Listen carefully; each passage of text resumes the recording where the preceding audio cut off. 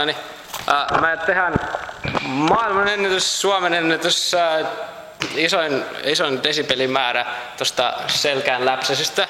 Molemmat läpsää, tää on harjoittelujuttu. Eli tää tulee sitten telkkarissa viralliseksi, mutta nyt sen tällainen testi.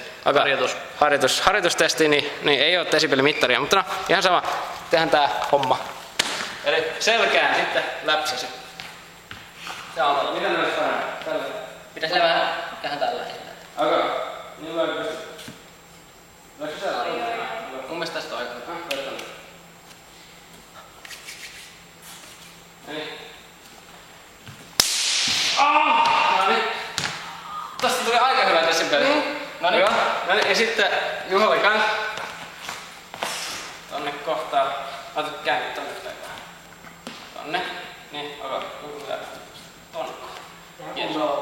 Ihan kun olla.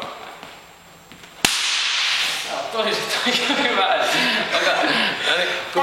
Kuvataan jälkiä. Yes.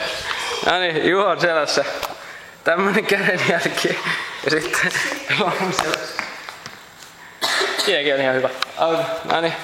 No, saatte itse päättää, kummasta tuli isoin desibeli, mutta telkkarissa nähdään sitten.